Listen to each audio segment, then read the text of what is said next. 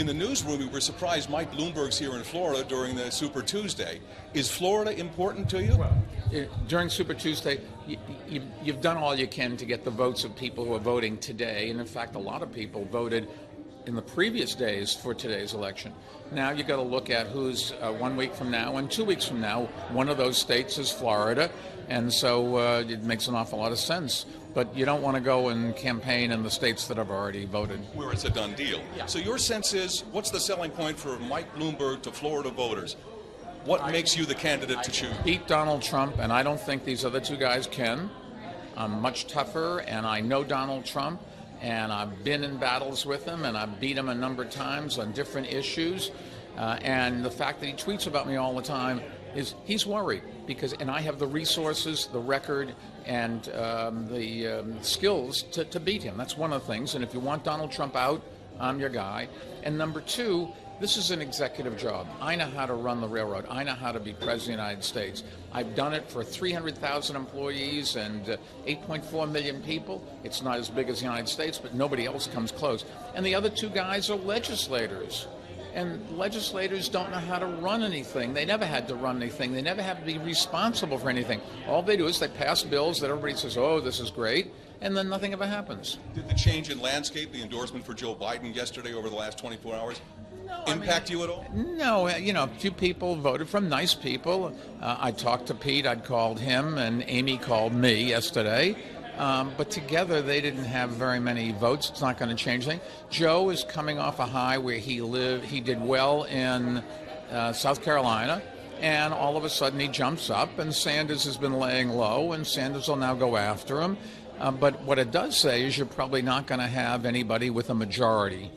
If you have two strong candidates there, it's going to go to a brokered convention. I was just going to ask you that, Mr. Mayor. Do you think this will end up a brokered convention? It's hard to see. If two of them are roughly tied and leading the pack, sure, it's going to end up, because nobody's going to be able to move up and get enough votes to have a majority going in. Let's have fun. Hypothetical. Do you have a short list of vice presidential candidates? I've looked at lists, and my criteria is it would have to be somebody, first and foremost, that if I were incapacitated, they could take over. Now, and also you'd like to have somebody that helps the ticket. No argument about the political realities of that, but I would not pick anybody who I thought was not competent. Make a prediction for me. You going to win this thing? I'm sure going to try. Yeah, of course. I go into everything thinking I'm going to win, and most times I do, and we'll see what happens today. If I do well today, better than what people thought, then I think you have a decent chance, because it will go to a brokered convention, and then nobody knows. You're a numbers guy, Mr. Mayor. Is there a delegate number that you're saying, I've got to hit this to continue past Florida? No, I don't know what that number would be. You got to look at certain places where we thought we're going to do well. Did we do well? So you got to get a feel for whether the polls are accurate, and nobody knows that until you see it. But tomorrow morning, everybody will second guess, and I'll be in Michigan or someplace tomorrow. Well, you're busy. Coronavirus, let me talk about that very quickly. Is it manageable? Have we been handling it correctly? Didn't prepare for it. We should prepare for nobody knew the coronavirus was coming along, but we all know there's going to be emergencies, whether it's the flu or it's an explosion or a pipe leak. There's a whole different group of things that could happen, and you have to be prepared. And what we've done in New York again and again and again for 12 years, I had the right people in charge. I had hired from around the world the best and the brightest. One of them went on to run CDC. NIH was part of it. All the hospitals were part of it. We had communications with all the TV and radio stations. We checked the phone numbers all the time. We did mock drills where we sent them data so they knew that they were coming. What the president should do is he can't have a political bent on the health of this country. If you pick a doctor, you want to know whether they're board certified, where they went to medical school, how many patients they've had, that sort of thing. You don't care about what party they're in. Unfortunately, the president brings that element, and appointing Mike Pence was really a bad idea.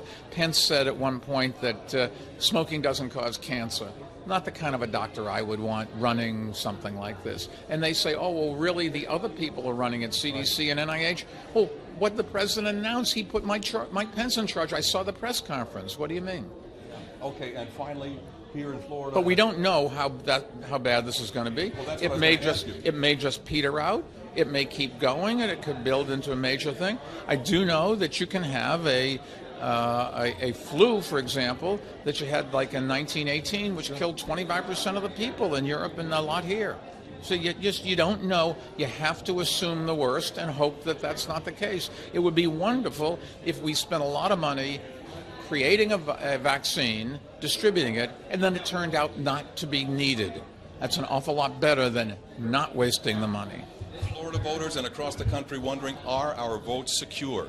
What is your take on that? I sure hope so. I don't know that I have the great deal of confidence between private hackers and Russia and North Korea and China. There's very good reason to worry. But I don't have the intelligence to know whether they've broken in. I'm not sure our government knows whether they've broken into the systems. I do know that there's an awful lot of fraud, and people are denied the ability to exercise their franchise. There's voter taking people off the lists. I went to where I vote, and I went up to where I'm supposed to sign in, and the young lady said to me, Bloomberg, how do you spell that? Now, I've been voting there for 40 plus years.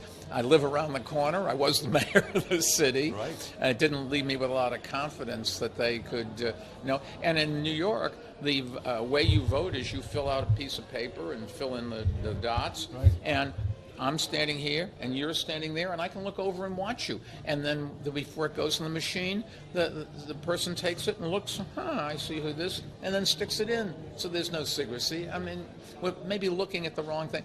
The amount of Russian hacking probably is minuscule compared to the lack of quality of how we count votes and give people the exercise their franchise. One final question. I listened to you. I see you've been going across the state, across the country. Yep. Why do you want to be president? You know it's a tough job. I've got another career in front of me. I loved every minute of being in the city hall. But the real answer is I've got plenty of things to do, and I was going to spend my time with my philanthropy. I give away an enormous amount of money, and so I said I wasn't going to run. And then I looked at the people running, and I didn't think any of them had any ideas that made any sense. What they talked about, they didn't know how to do it. They couldn't fund it, never get through Congress. And the same thing is I think they're going to get all eaten up by Donald Trump. And I just sat there one day and I said, people have asked me, should they go to work even in the Trump administration? I said, if your country needs you, it ain't going to be easy to work for Trump, but you have an obligation to do it.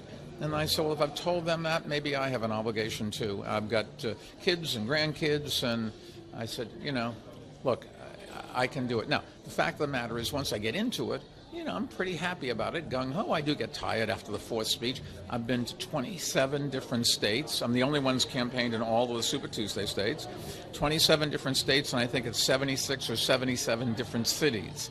So it isn't for lack of trying. We'll see whether it works. No, you've been trying, and you're going to continue all those commercials too? That's the ways you get to people.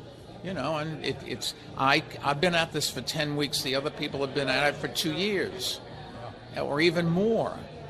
Sanders for 5. Biden, I don't know how many years he's been running. This is his third presidential campaign. So that's, if you go back, and that's an awful lot of years he's been working at it. The only ways I know to do this is we've got to get a message out by paid media. Your eyes are glistening. You love this, don't you? I do.